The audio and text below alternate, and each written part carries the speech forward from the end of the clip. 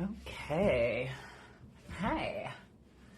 I like the rainbow that I put in here. I just feel like we're going to be talking about the DEATH of our own story. We're going to go a little deep today, but you know I wouldn't want it any other way. I'm just going to share this in my Facebook group, which I would love for you to join, as always. The guided ones. I haven't changed the name. Don't think I'm going to. I mean, we are guided, right? I like to keep things simple. Okay. Had a lot of coffee this morning. I need to breathe. Thank you for your patiences while I get started. Come on, internet, let's be friends. Let's be friends. Got my water.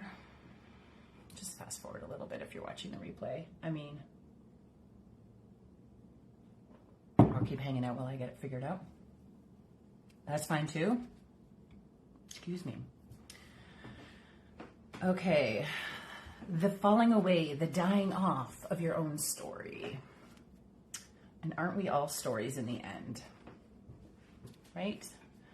The who of I and the I am is a story we have been playing out our whole life. It's part of a role that we take on. It's part of the way that we are. Okay, hold on a second. I can't do both. I can't drop wisdom bombs and share this at the same time. I'm just not that good. Welcome. Okay. Doodly dee, deedly do. Okay, done. Okay. Now let's get started. It's only been like, I don't know, 5 minutes of me diddly biddling. But for real, this is like an actually very serious conversation. And it can get a little heavy at times, which is why I was like, oh, the rainbow filter is super fun. I'm going to use that just to add a little bit of life, right? Because from anything that's like dying away or it's had its time is like we're making space, we're making room for something else, right? And if we're doing any kind of mindset practice with any of the healing sort of work that we're doing, excuse me, it's very dry in here. I've been like pumping the dry heat and it's like right by me, so. But anyways, of the falling away and the dying of something is that we're making space for something new. And part of that in any kind of mindset practice, if you're incorporating that into your healing, which ideally we're always doing, right? Intentionally, is that I'm willing to see myself differently, or I'm willing to see it differently, right? A few weeks back, I talked about sort of how we can kind of bridge ourselves into believing something else is real or true for us. And part of that is going to work even more powerfully if we have some of the personal healing work done on the parts of us that do hold the pain, that do remember the story, that feel like we've got to keep this story alive in our system because it's part of who we are, right? I'm somebody who, I'll tell you a quick little story actually. Years ago, and I've shared this before, but years ago I remember having a conversation with a dear friend of mine, and I was like working on some kind of a project. I was like launching something and I needed to fill it up, and obviously like I needed it to fill up and like people to come and show up and like, you know, do the thing. And she just asked me a very simple question of like, well, do you see yourself as somebody who has a full program or who can fill the program with ease? And I was like, no, I don't. Like, I don't see myself as that kind of a person, or having like those abilities, or just that it's going to come easy, or that it's not going to be a struggle, right? And so the simple answer was like, well, no, I don't, right? And so for whatever you're building, for whatever you're creating, for whatever you're visioning in your life, my question is like, do you see yourself as somebody who has that, right? Who has that reality? And if you don't, why? What's missing? What do you think you have to change? What do you think you have to work on? And all of this is that typically what comes up, right, is the things that we feel aren't good enough in us, the things we feel aren't ready, aren't perfect enough, aren't I don't know, big enough, right? Whatever this like not enoughness piece is about, right? Is that ultimately that is from a story that we're keeping alive in our system, right? I think Brene Brown like did this talk and she was like, what's the story you're telling yourself, right? And there's value in the simplicity of that question. Like, well, what's the story you're telling yourself? So language has meaning, right? It has meaning. And we're always looking to find out, what do we mean when we use this word, right? So let's say you want to find more balance in your life. Well, what does balance mean for you? What does that word actually mean? And so any story that you're holding in your body is really up for you to decide what is the meaning of all of the words that you're using? What do they actually mean for you, right? And so I was just having this conversation with a client, this idea of motivation, like I want to be more motivated or like find motivation. And this conversation has come up lots and lots, right? Is that motivation is like, it's this manufactured idea, right? People want to sell you motivation or like sell you the like key to motivation or being motivated. But motivation is like, it's a made up thing in that motivation, you can't just manufacture, you can't just like make it happen, right?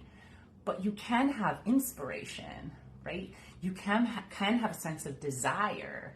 You can have a sense of like desire and wanting and creating and being inspired, but motivation is a little bit different. So I just wanted to say that.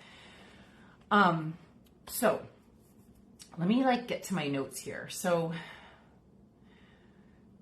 really when I'm talking about the death of your own story is really this idea of like the stories you carry as the identity to which you see yourself.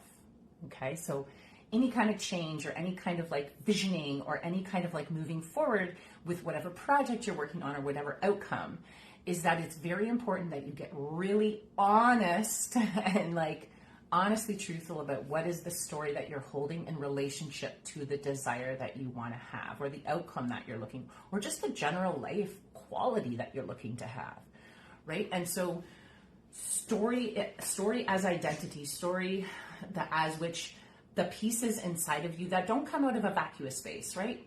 So any kind of the stories that we're holding in our body, in our system, they come from very specific places, right? They're just not out of nowhere. Like I'm carrying this story, I'm not good enough. It's like, well, that's coming from somewhere, right?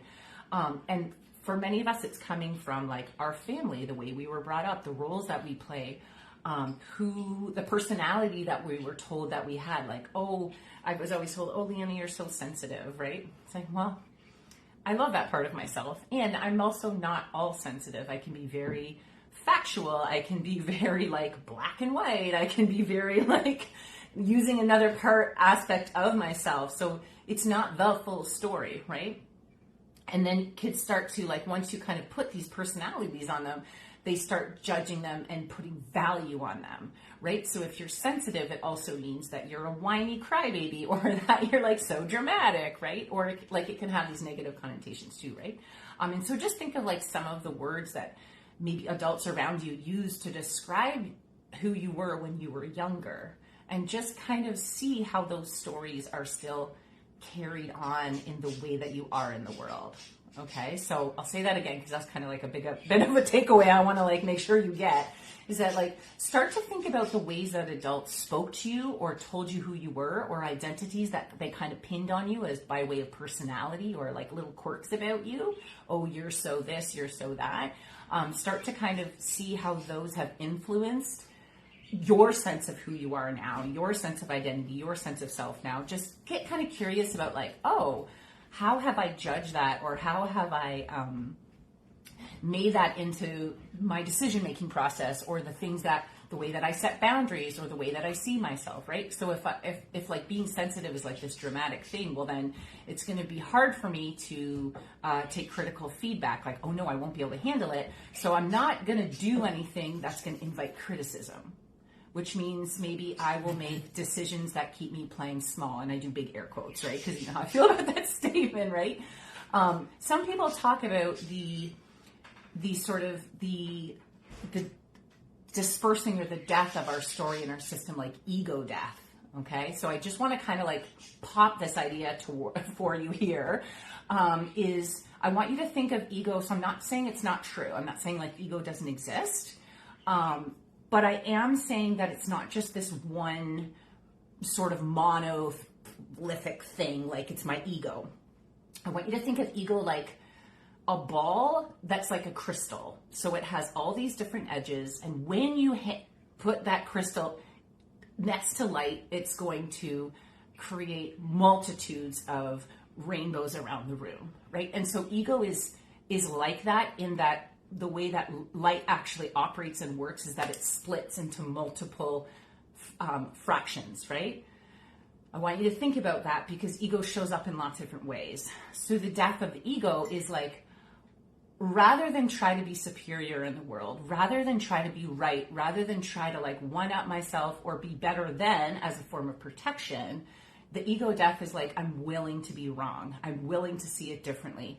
I'm willing to not buy into these ideas and ideals of what it means to be better than in this culture, right? Because the way, at least in North American culture, the way that ego kind of operates is it keeps us trying to keep ourselves safe through authority, power, and feeling superior or better than, right? And this can show up in lots of different ways too. So it's not just like, we can be like, oh no, I'm not like that, Leanna. Like, I don't need to be better than other people or superior. But it can also kind of, the better than or superior is like, I'm better than that game. Like, I'm better than like social media, or like, I'm better than like falling into this like game of like who I have to be, right? And it keeps, but that's also how that kind of like ego or like separated parts from divinity keep you playing into that, right? And that's why I keep saying, if we just tell yourself the truth, like, well, yeah, there's a part of me that claims I don't play the game, or I'm not trying to be like everybody else, or I'm just trying to be different, or I'm like claiming my weirdo-ness or whatever, right? To keep us from being hurt if we do participate, right? If we do participate. Because if I do show up and I do play a little bit bigger, then I will be seen in all of the ways that I'm not perfect, right? So that kind of like the death of the ego is like, it's completely changing your worldview. It's completely like, it's taking your whole system, flipping it up, and then turning it back over again, so that the truth of who you are is actually where you come from. So again, like I said, it's not that I don't think ego exists. I think it does. I just think it's more complicated and complex than we're kind of led to believe.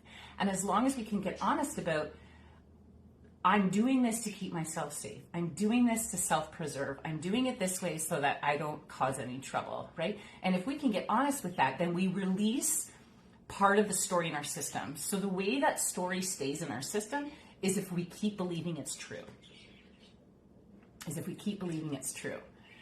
And the way to change our belief and relationship with who we actually think we are or believe we are, or all the ways we see ourselves, all of the pain or the hurts or the trauma, is to talk about it, is to tell our story, period. And that's the thing about story, is that it's not just a concept. It's not just a concept. There's a really great piece I want to read. This is a book called The Truth About Stories. It's amazing. And Jeanette Armstrong writes, through my language, so she's speaking about Okanagan, the Okanagan people, that her community, through the language I understand, I am being spoken to. I'm not the one speaking. So when we tell our story, it's like the words are coming from the mouths and the tongues of your ancestors, from those before you. The story you're telling about yourself, you didn't just come out of vacuous space, right? You are tied to the lineage of all those before you. Even if the tying of those pieces feels painful, and there's like past trauma and hurts that are carried in your lineage, part of healing and transcending those stories is through allowing those stories to be spoken through you. And this is where we understand I am more than the sum of my parts. I am more than the pain and the trauma that I carry. I am more than my story, right? Because you are, right? We're more than that, and it's part of us. So anytime we want to shift or change the story we're carrying, when I say story, I'm talking about the parts in you. I'm talking about the pain you hold. I'm talking about the joy that you hold. I'm talking about the beliefs that you have, the worldview that you have, the cultural remembrance that you have. I'm talking about all of those things that make you up. And so our shifting and our changing of that, which can be very healing and very necessary for you to become the version of yourself that you really know and see yourself as, for that to happen, there is the telling of the story, the talking about the story, the writing of the story. And if we think of it like imagining like that story as energy is like held in our body, let's just say, just picture it like a little, I think of like a little tiny crystal beam or bean, like an actual thing like in our body. Let's say I feel like I've got a story being held right here. And when you tell it, just think of it, it's like this crystallized piece point of energy of all things like being held there. Because when I ask you to think about a story about yourself you want to let go, if I ask you, I guarantee I'll say, is it in your body or just outside your body?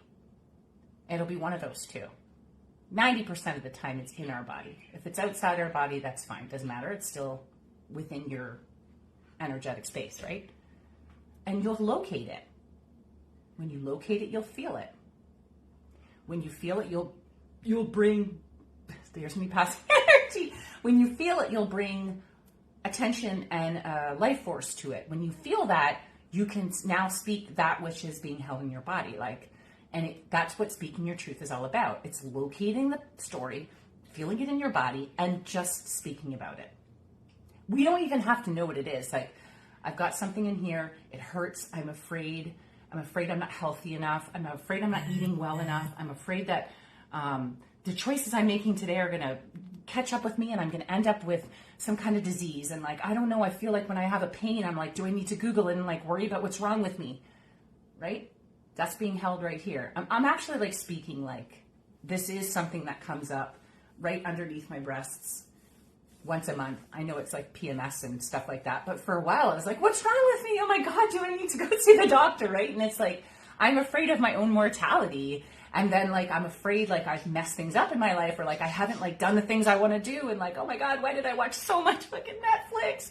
Right? And so it's like, that's the story of like, I haven't done it the right way, or like I've made a mistake, right? And underneath making a mistake is like this part that like holds the freaking entire state of the world on my shoulders. And if things aren't going well, if things are being muddled or effed up or mistakes are being made, it's because I did it. Something's wrong with me. I didn't, right? And so the more you tell the story, the more you speak the truth, the more you actualize it into like the energy of language coming out of your body, right? Language coming out of your body, the more energy you free up in your system, because you're not trying to work it out inside. Most of us don't tell our story. Most of us don't speak the truth because we're afraid of judgment, or we're afraid of like Pandora's box opening or whatever. There's a fear of how other people are going to see us. Or there's a fear of how I'm going to see myself. If I speak it, I have to acknowledge that it's there. If it's there, then what kind of a person does that make me, right? And so remembering that so much of story that we carry in our body, right? No matter how much work we've done, there's still more layers that we get to unpack because we are carrying the lineage of like hundreds of lifetimes before us. So it's not a one and done thing. It's not like, oh my God, I spent like 10 years healing and like blah, blah, blah. It's like, if we really want to help the world, we can help all the stories that we're carrying in our body to like have a level of freedom or have an exit place so that they can kind of like transfer and translate back into something else, right? Because things are not created or destroyed, they just are. And so the story leaves our body, the energy leaves our body, and it goes off somewhere else. And maybe the truth that we're speaking, the lessons that we have, somebody else needs those right now. That's like beautiful healing karma for somebody who needs us to speak our truth so that our own energy can, I mean, I'm getting really woo here and I just don't care, right? Like all of that. People need other people's truth. People need your truth so that they can alchemize their own truth and see that it's like, you can go first here. You've got evidence. Like one of the reasons I feel safe acknowledging certain things that live in me is because I've seen mentors or people that I really admire their work. And I'm like, yeah, well, she told her truth and she didn't die. Okay, I can do this. Like the hardest things to admit to yourself, those are the stories. Those are the stories. Our body has to like hold all of that, right? And remember, we're not just holding stuff from this particular lifetime. We're holding things we see in the world that other people mirror back in us, things in our children, things in our grandparents, things in our great-grandparents, and great, and back we go. The stuff just doesn't dissolve in its own. It has to go somewhere. And if we're holding it, then we can transfer it elsewhere. Because if you're not able to do the things or be the version of yourself that you want to be because of what you're holding in your body or in your mind or in your belief system about who you are and what kind of a person you are, then you need to let that go. It has to go somewhere. It has to go somewhere. There's multiple ways to let it go. It can be done quickly. It can be done like consensually over time. That's what parts work is. It's consenting over time.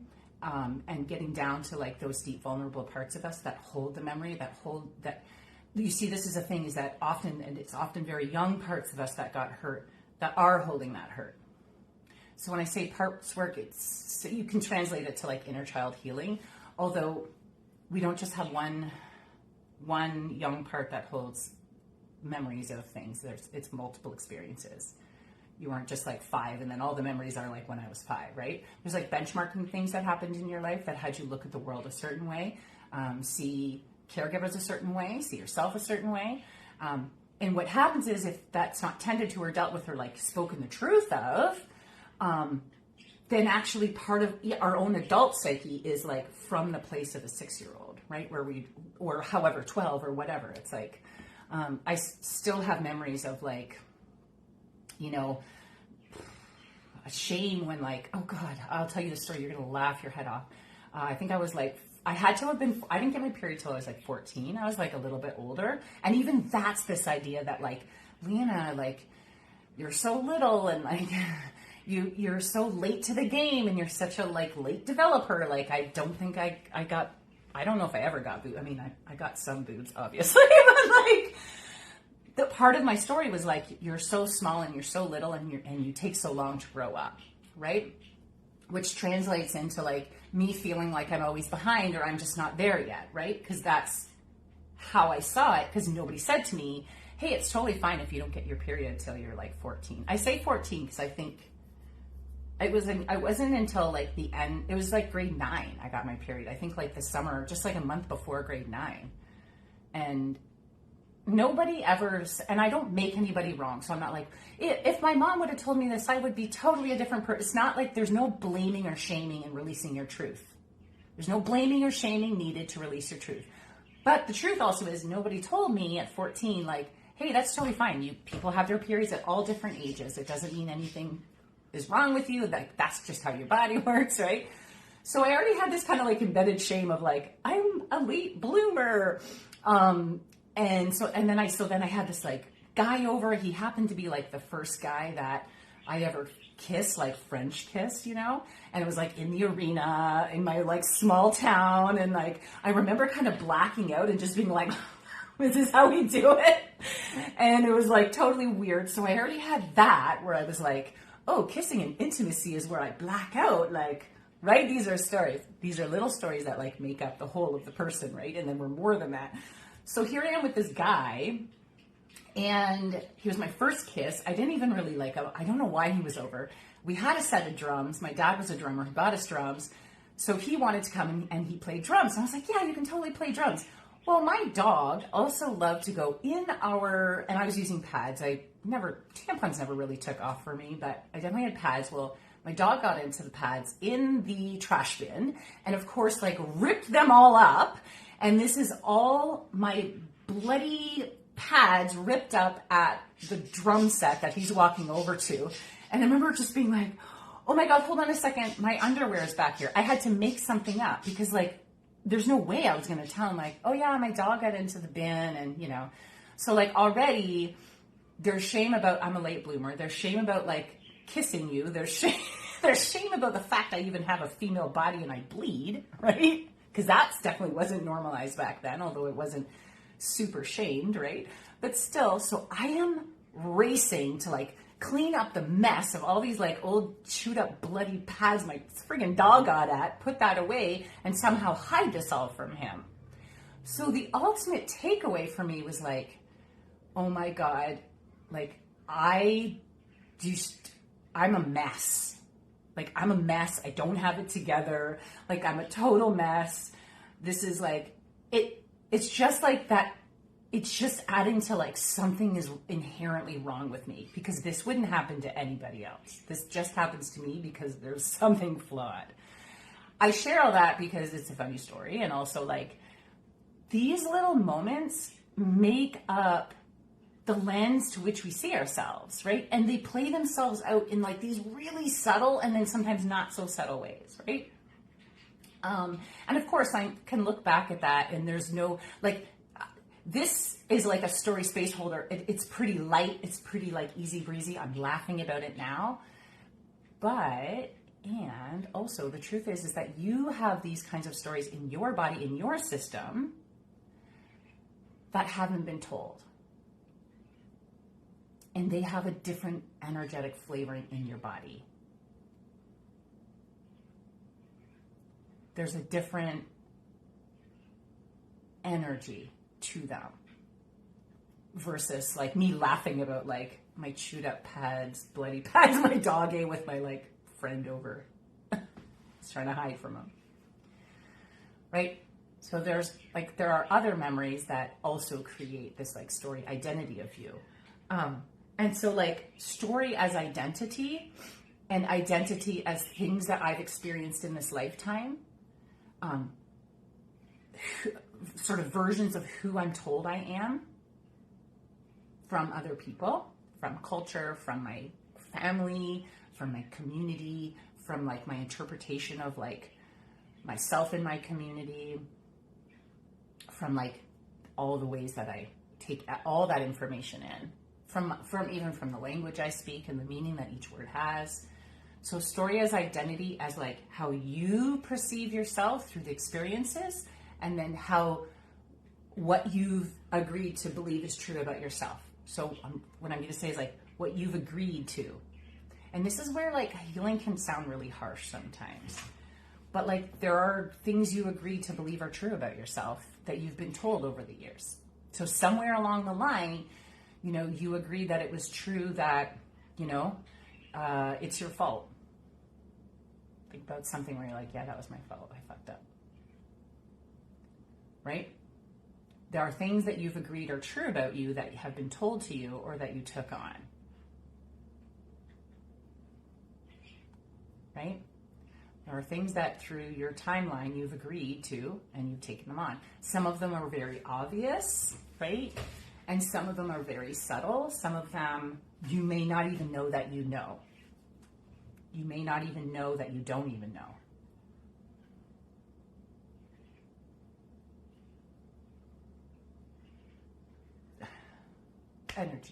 Energy moving. So the dying, the disillusionment, the disintegration of the ego selves. So,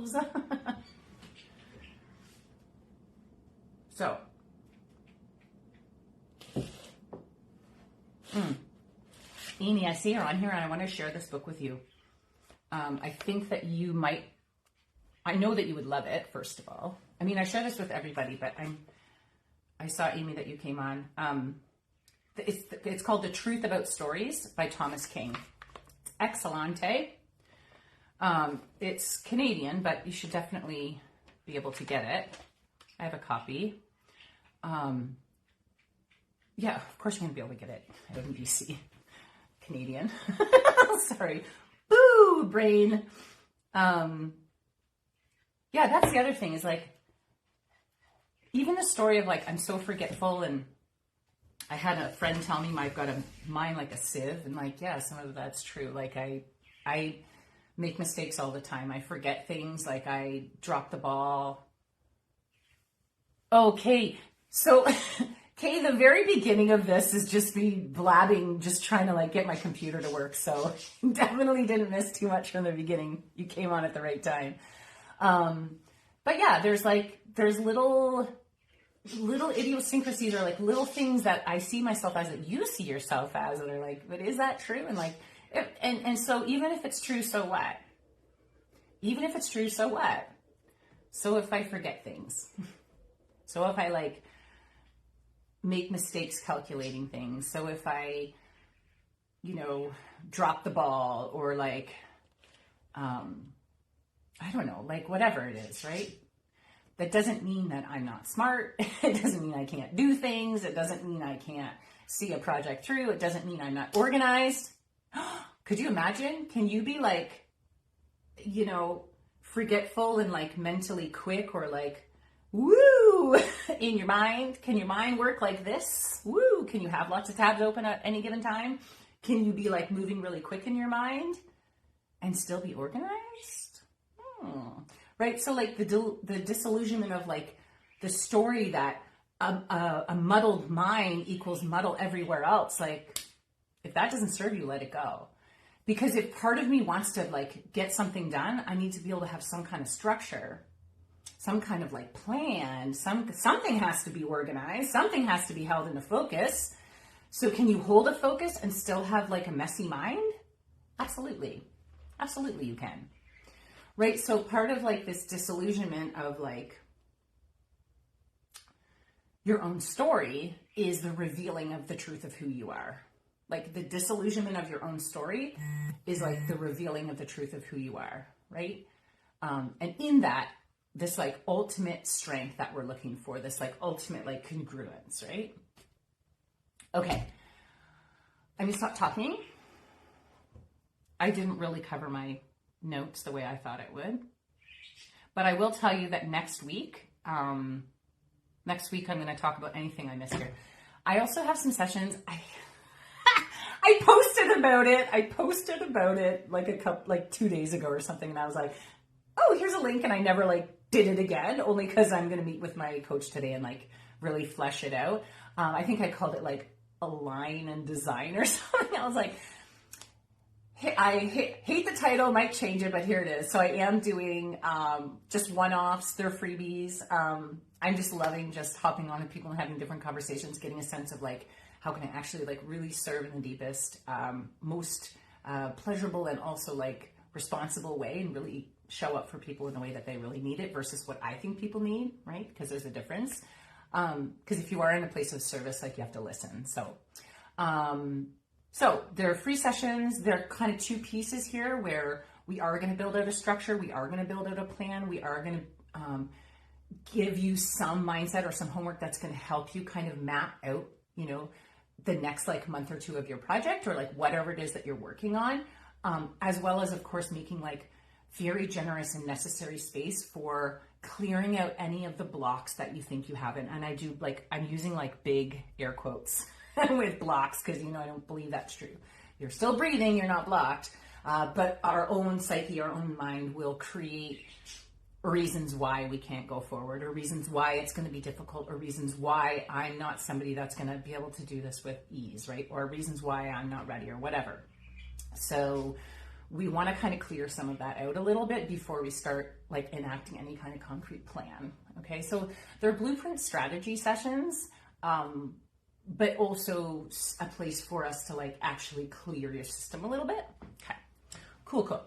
Align and Design, hate the name, gonna change it. Hate's a strong word. I don't hate the name. I'm just like, I just need something right now.